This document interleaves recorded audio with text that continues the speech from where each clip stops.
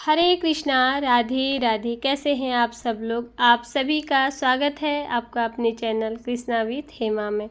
आज की इस वीडियो में थर्सडे मॉर्निंग पूजा रूटीन यानी बृहस्पतिवार के दिन हम घर के मंदिर पर मैं पूजा किस प्रकार से करती हूँ, क्या भोग लगाती हूँ और किस विधि से मेरी बृहस्पतिवार की पूजा होती है, आज की वीडियो में आप लोग के साथ यही शेयर करने वाली हूँ। तो बने रहे वीडियो के एंड तक।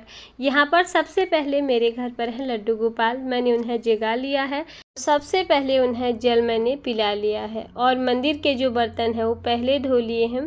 गुरुवार के दिन थोड़ी सी घर की सफाई कम होती है, यानी कि सुबह का काम थोड़ा सा हमारा कम हो जाता है। कम इसलिए होता है कि उस दिन हम कपड़े नहीं धोते हैं और उस दिन मैं पोछा भी नहीं लगाती हूँ, सिर्फ झाड़ू लगाती हूँ। और जितनी मंदिर की भी सफाई हो मैं बृहस्पतिवार के दिन नहीं करती।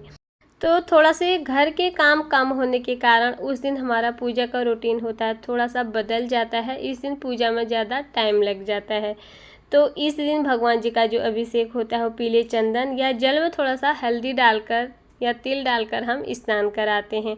अब उनके अभिषेक की तैयारी यहाँ पर मैं करा रही हूँ। पूजा तो घर के मंदिर पर रोज़ सुबह होती ही होती है, पर इस दिन काम थोड़ा कम होने के कारण मैं पूजा घर में अच्छे से कर लेती हूँ। थोड़ी देर मंदिर पर बैठकर और आराम से इस दिन की पूजा शुरू करते हैं।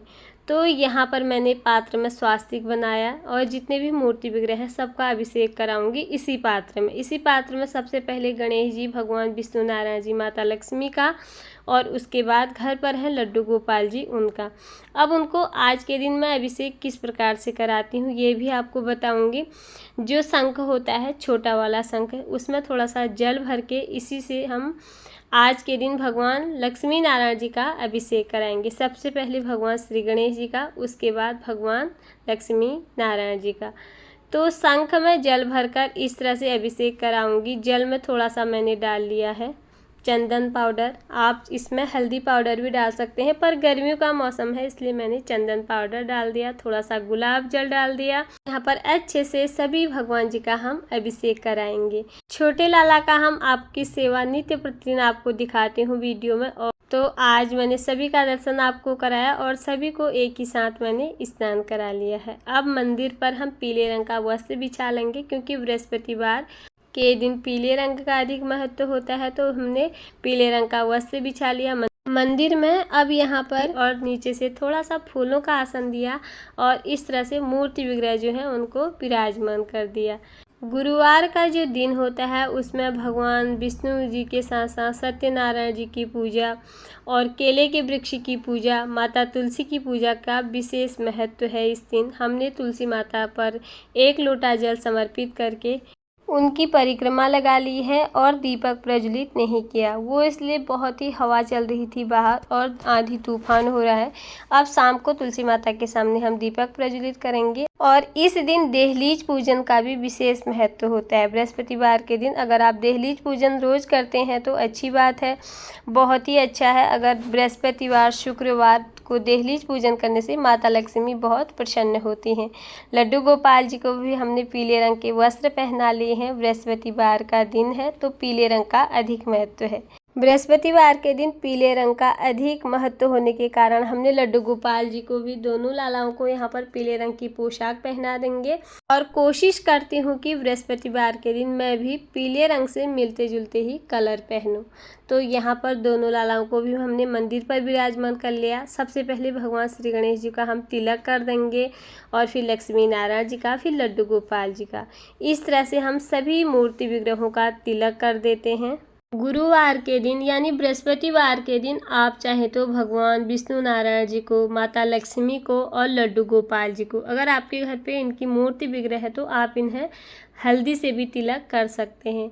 हल्दी से माता लक्ष्मी भी जल्दी प्रसन्न होती हैं और बृहस्पतिवार के दिन आप हल्दी से भी इन्हें तिलक कर सकते हैं। हल्दी वैसे भी बहुत शुभ मानी जाती है। तो यहाँ पर मैंने पीले गेंदे के पुष्प समर्पित कर दिए हैं। साथ ही शंख और घंटी का हम पूजन कर लेंगे। सबसे पहले इनमें जल के छींटे लगाएंगे या इन्हें जल से हम स्नान कराएंगे। उसके बाद हमने इन पर भी तिलक कर देना है। शंख और घंटी का भी पूजन कर लेती हूँ। वैसे तो रोज़ करती हूँ, पर किसी दिन भूल भी जाती हूँ तो बृहस्पतिवार के दिन मेरा ये रोज़ का रूटीन है। और एकादशी, पूर्णिमा, विशेष तिथियों पर तो ये सब पूजा होती ही होती है। तो पूजा के बाद हम लगाएंगे भगवान जी को भोग। भोग में आज के दिन आप किशमिश, मुनक्का, चना, गुड़ ये सब भोग लगा सकते हैं। मैंने यहाँ पर किशमिश और मखाने का भोग लगा लिया है लक्ष्मी नारायण जी को। बृहस्पतिवार के दिन केले के वृक्ष की पूजा, केले के वृक्ष में जल देना, केले वृक्ष की पूजा करना बहुत शुभ माना जाता है। केले का भोग लगाया जाता है भगवान विष्णु नारायण जी को।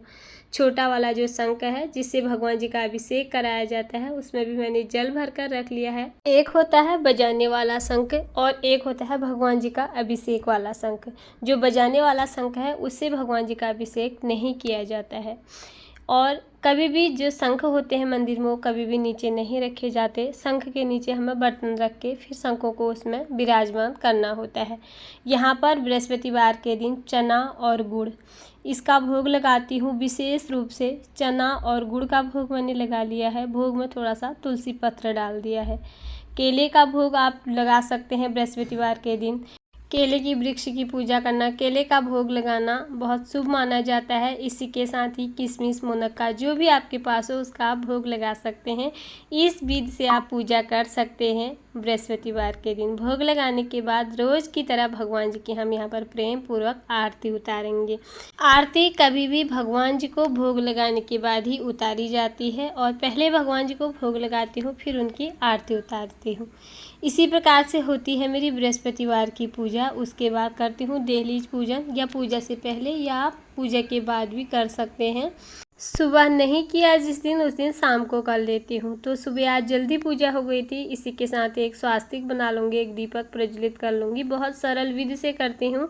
और दहलीज पूजन कैसे किया जाता है इसकी वीडियो भी चैनल पर अपलोड है। अगर आपने अभी तक दहलीज पूजन की वीडियो नहीं देखी तो प्लीज़ ज़रूर से देखें। हर की देहरी का पूजा रोज़ किया जाता है और विशेष तिथियों पर दहलीज पूजन कैसे किया जाता है इसकी चैनल पर वीडियो अपलोड है। अगर आपने नहीं देखी तो ज़रूर से देखें।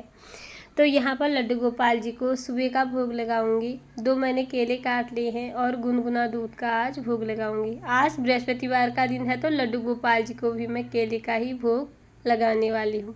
बहुत तेज़ गर्म दूध का भोग आप इन गर्मियों में लड्डू गोपाल जी आपके घर पे है तो बिल्कुल ना लगाएं। दूध को थोड़ा सा हल्का गुनगुना कर लें पहले, फिर लड्डू गोपाल जी को भोग लगाएं। अब लड्डू गोपाल जी की पूजा जो है उस मेरी हो चुकी है। सुबह की जो पूजा होती है उसके बाद लड्डू गोपाल जी को जब भोग लगाती हूँ तब उन्हें मंदिर से उठा लेते हैं। मंदिर के पास में ही उन्हें विराजमान कर देंगे, उसके बाद उन्हें भोग लगाएंगे। मंदिर पर लड्डू गोपाल जी को गर्मी भी लगेगी। और अब हमें लड्डू गोपाल जी की सेवा करनी होती है, बार बार उन्हें भोग लगाना, जल पिलाना, इसलिए लड्डू गोपाल जी को यहीं पर विराजमान करके रखती हूँ। आज था बृहस्पतिवार और दोनों लालाओं को यहाँ पर येलो रंग की पोशाक पहना ली है और भोग लगा लिया है। तो बृहस्पतिवार की मॉर्निंग की पूजा कुछ इसी तरह से होती है और यही मेरा रूटीन है। भगवान सूर्यदेव को 1 लोटा जल समर्पित करना, माता तुलसी पर 1 लोटा जल चढ़ाना, माता तुलसी की परिक्रमा करना, ये मैंने सुबह कर लिया था। और दहलीज पूजन भी हो गया है। अगर किसी कारणवश सुबह दहलीज पूजन नहीं हो पाता तो फिर संध्या के समय कर लेती हूँ। तो दोस्तों यही रहता है मेरा बृहस्पतिवार का मॉर्निंग रूटीन। और ये है लड्डू गोपाल जी लाला के आज के दर्शन और ये है आज का भोग। आपको वीडियो कैसी लगी? वीडियो थोड़ी बहुत भी पसंद आई, वीडियो में कुछ भी अच्छा लगा हो तो प्लीज़ वीडियो को लाइक, चैनल में पहली बार आए हैं तो चैनल को सब्सक्राइब ज़रूर कर दीजिएगा। फिर मिलते हैं आप लोगों से किसी और वीडियो में। तब तक के लिए आप सभी को हरे कृष्णा, राधे राधे। आप सभी का ये वीडियो देखने के लिए बहुत बहुत धन्यवाद।